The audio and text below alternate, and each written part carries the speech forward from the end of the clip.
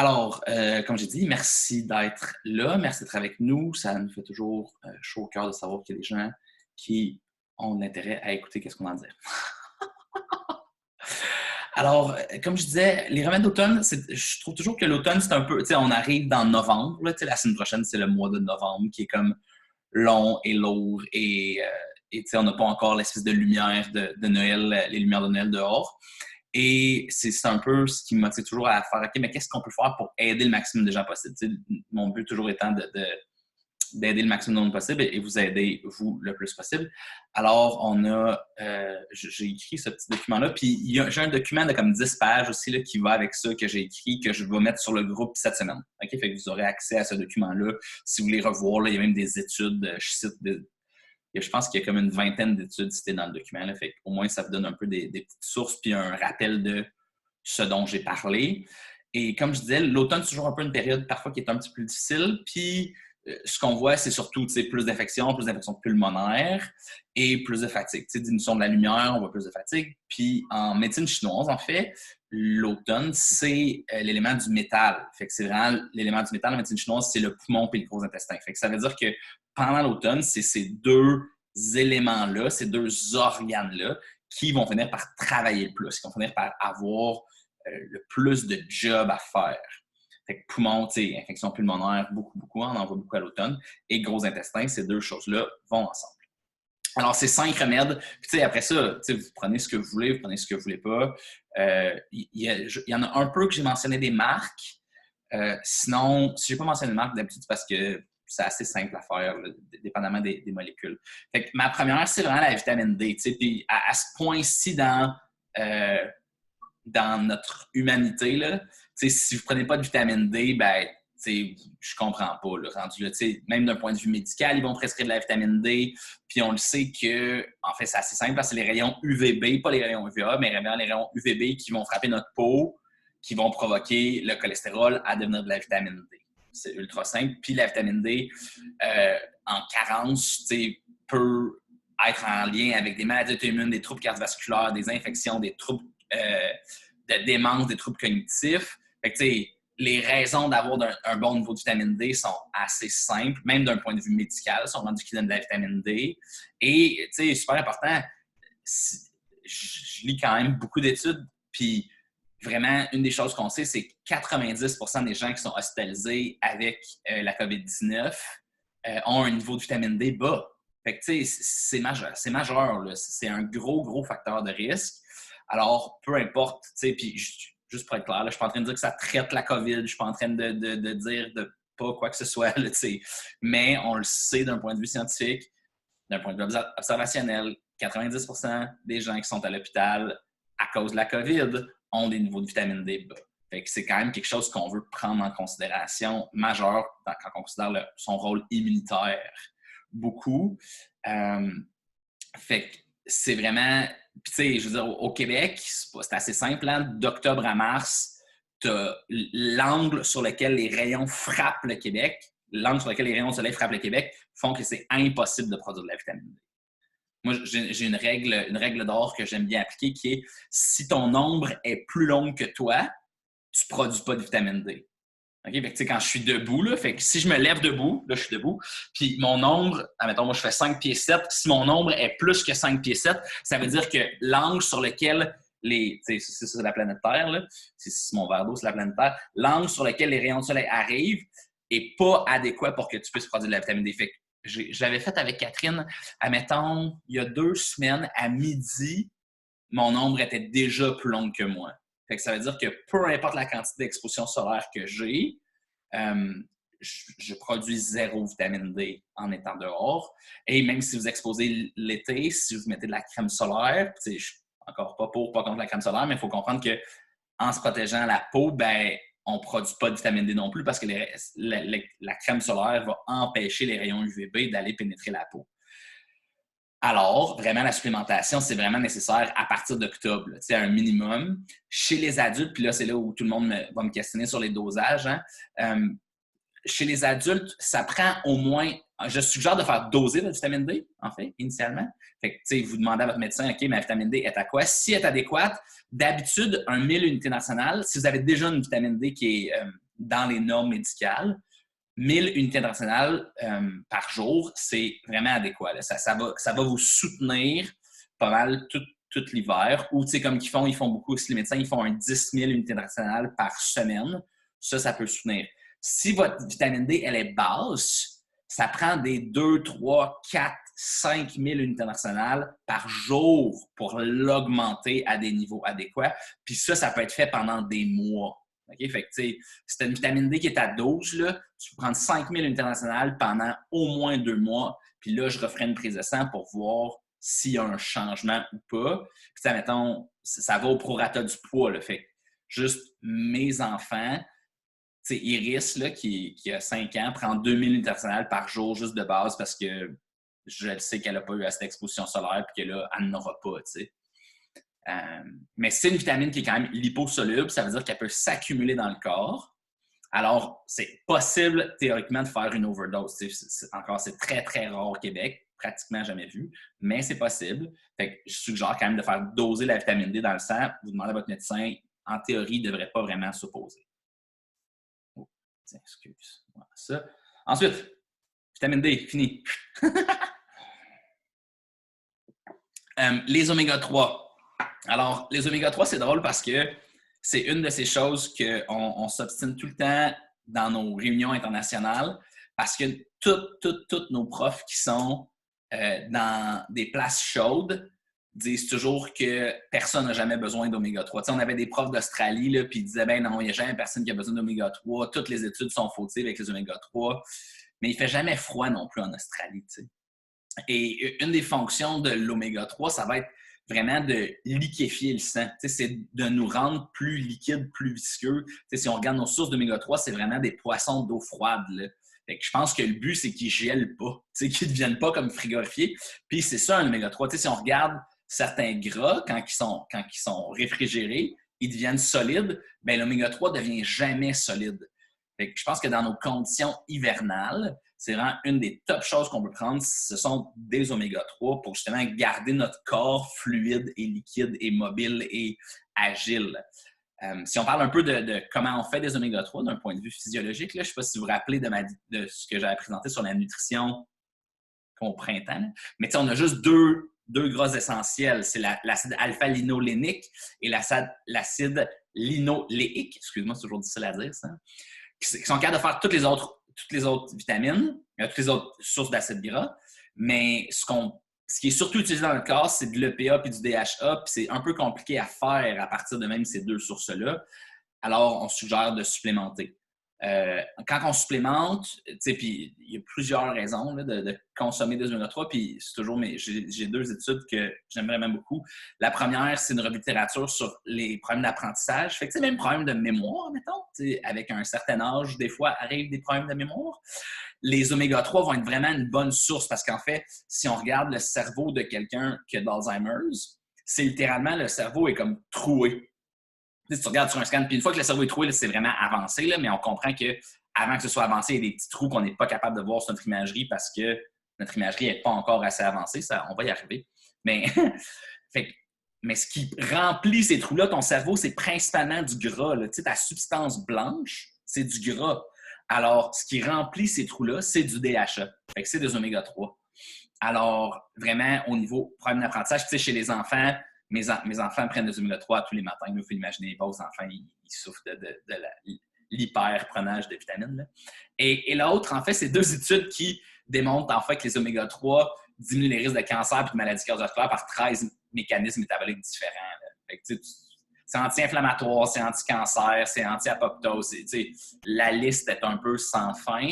Alors, vraiment, dans nos conditions, puis surtout, justement, l'automne, l'hiver, j'ai comme un truc, j'aime pas vraiment prendre des vitamines à l'année. J'aime plus y aller justement un peu avec la saison, puis qu'est-ce qu'on a besoin. Avec les oméga-3, c'en est certainement un que je vais prendre justement au moins d'octobre jusqu'à avril, mai, admettons. Puis comme je dis, on regarde quelque chose autour de 3 à 5 grammes. Ce qui est vraiment important avec les oméga-3 aussi, c'est la source, parce que c'est un petit peu compliqué à faire dans l'extraction de l'oméga-3, s'assurer que ce n'est pas surchauffé.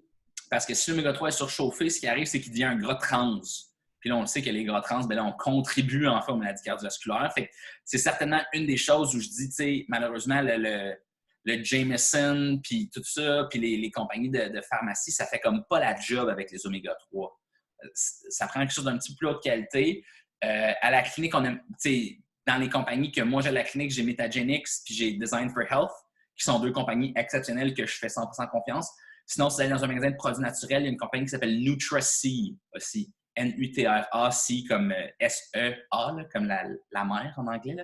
Fait que NutraC qui font vraiment une très, très bonne des très bons oméga-3. Fait que ça, c'est, admettons, DFH, Design for Health, Metagenics, puis NutraC qui font vraiment des bonnes sources d'oméga-3 où c'est sûr que c'est pas contaminé, puis que ça n'a pas été surchauffé, puis que c'est pas une source de gras trans ou quelque chose comme ça aussi, là, parce que c'est quand même assez important.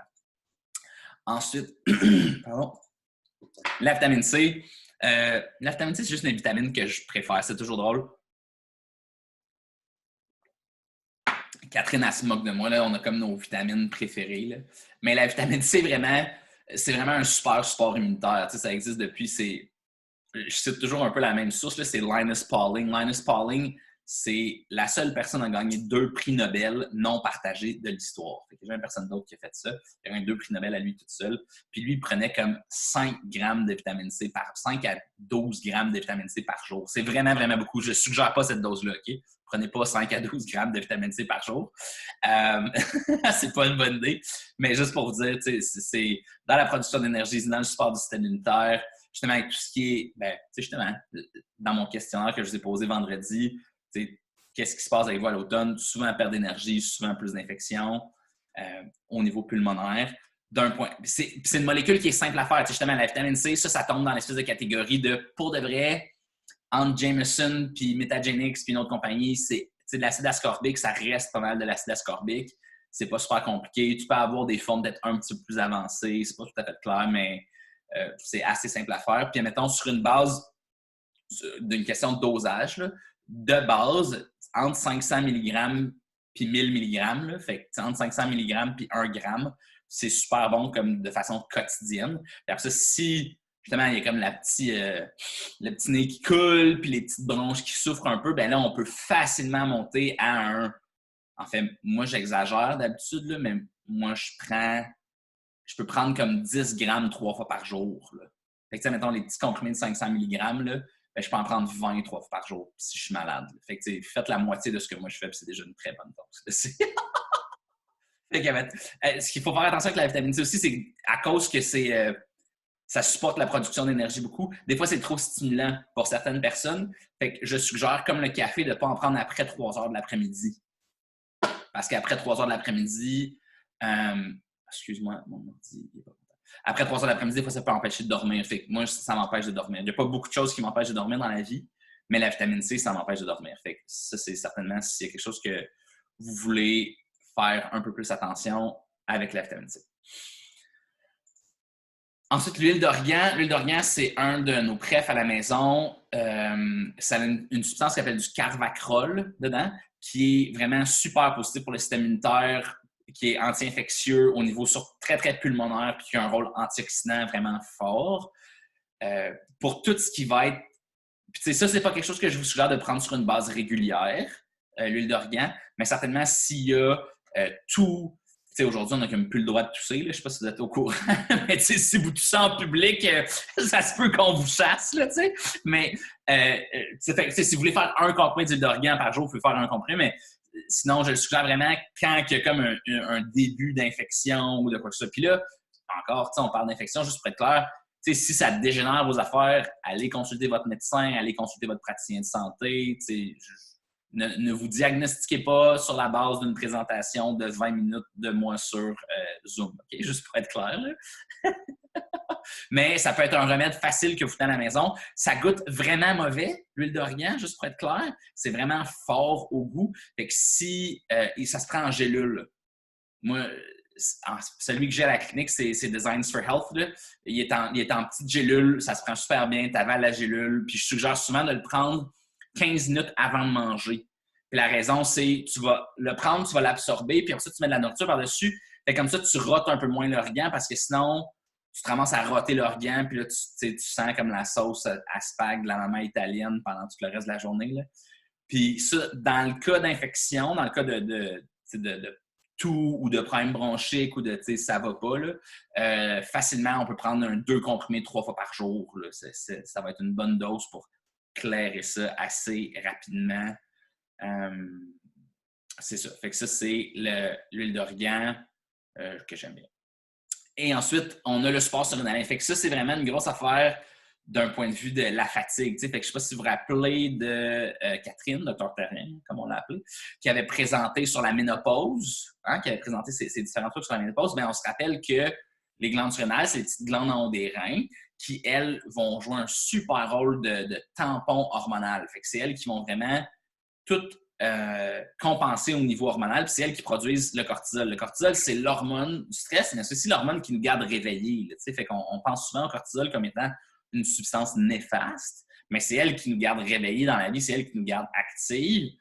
Et ben, une des choses que je pense beaucoup, c'est qu'à l'automne, on ne dort pas assez, juste en général. T'sais. Si on pense, moi je suis toujours, si je pense à mes grands-parents ou à mettons, peut-être une autre génération de ça, mais tu sais, là, il est 7h30.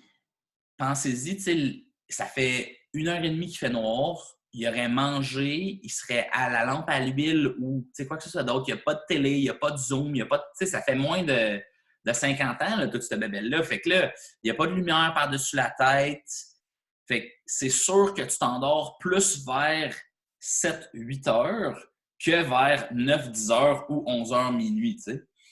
Alors, je pense quand même qu'il y a un truc de sommeil. Après ça, ceci étant dit, ben, on vit dans... Je vais finir ça, puis je vais avoir d'autres travails à faire parce que ma vie requiert d'autres travails.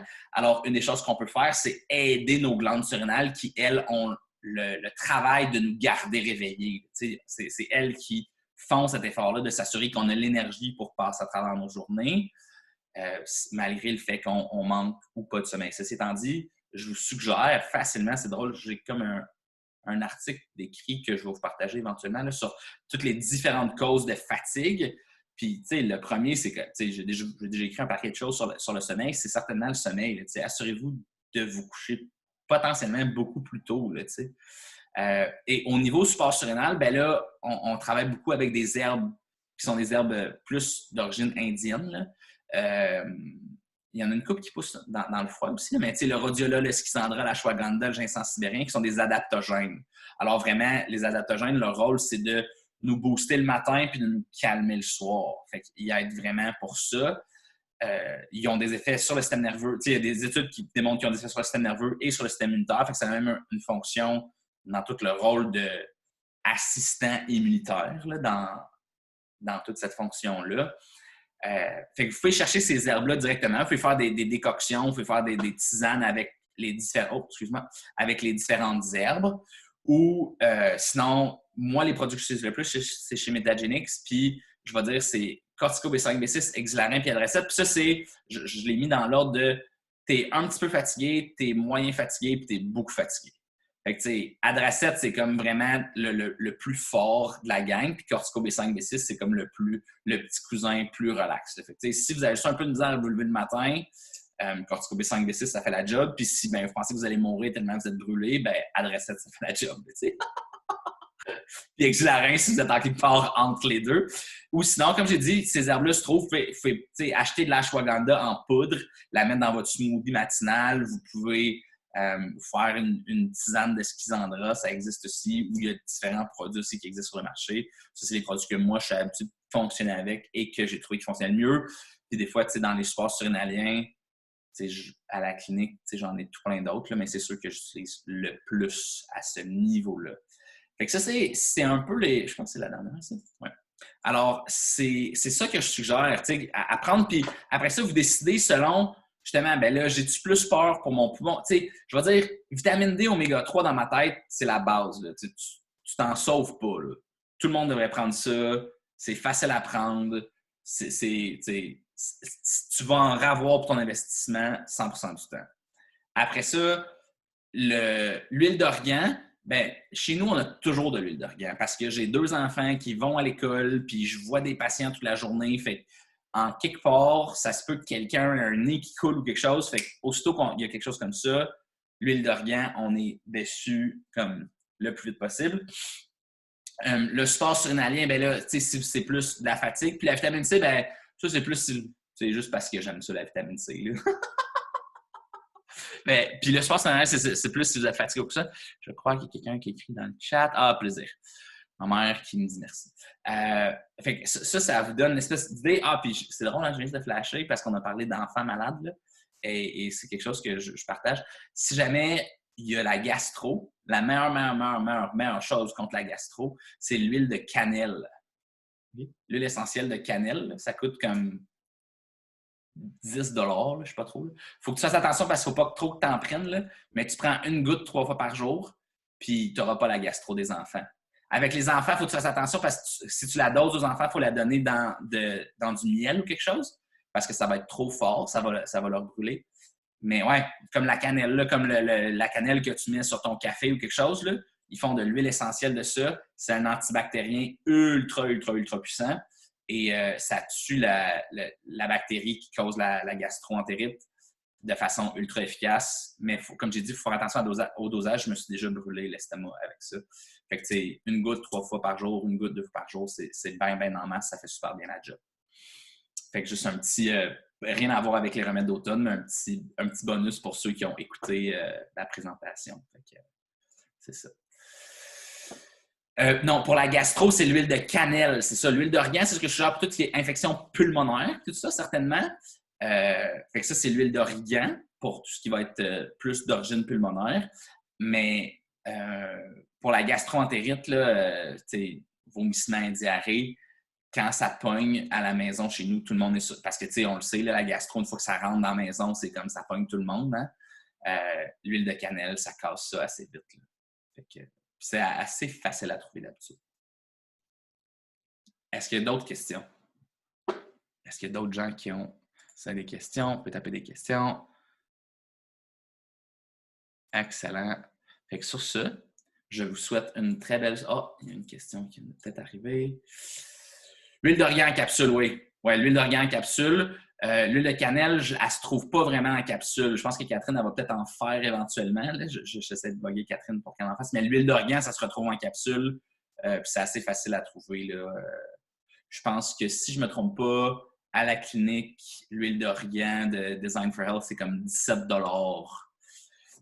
$. N'importe quelle marque pour les huiles essentielles. D'habitude, si c'est une vraie huile essentielle et bien faite, au Québec, je vais dire ceux que je fais confiance au Québec, que je connais, là, que je travaille avec, c'est Zayat, Michael Zayat, qui est à Bromont, qui fait des très bonnes huiles essentielles qu'on a à la clinique. Puis l'autre, c'est Pranarum, qui est une compagnie européenne qui fait des huiles essentielles. Tant que ce soit vraiment une huile essentielle, parce que des fois, il faut faire attention que ce ne soit pas des fragrances puis tout ça, mais il n'y a pas de fragrance de cannelle, vraiment. Là, si c'est de l'huile essentielle, d'habitude, ça va être de l'huile essentielle. Puis l'origan puis la cannelle, c'est pas si important qu'ils soient bio quand on rentre dans les huiles essentielles en passant. Là, fait que, si on peut faire... Quand on rentre dans les huiles essentielles, si c'est une écorce de quelque chose, fait que, par exemple de l'huile essentielle d'orange, là, ça va être super important que ce soit biologique, mais les autres, ce sera pas, c'est un petit peu moins important. J'essaie de prioriser le bio juste pour l'agriculture en général, là, mais ça me donne une petite réponse. C'est bon? Good. Merci beaucoup. Je vous souhaite une très belle soirée. Je pense que Grace, ça revient dans 2 semaines. Elle va reparler du pied puis la connexion avec le pied et la hanche. Ça va être vraiment intéressant. Et après ça, c'est Dan. Puis après ça, je pense que c'est ça. Ça va être Dan. Puis après ça, ça va être moi. Je ne sais pas trop qu'est-ce que je vais présenter encore. Si vous avez des suggestions, écrivez-le. Ça me fait plaisir de parler plaisir à ceux qui disent merci. Fait que, écrivez-le sur le groupe, envoyez-moi un message direct, même je peux trouver quelque chose, parce que puis après ça tombe comme début décembre, puis après ça, on va prendre un break jusqu'à après Noël. Fait que, sur ce, je vous souhaite une très belle soirée. Bye! Merci!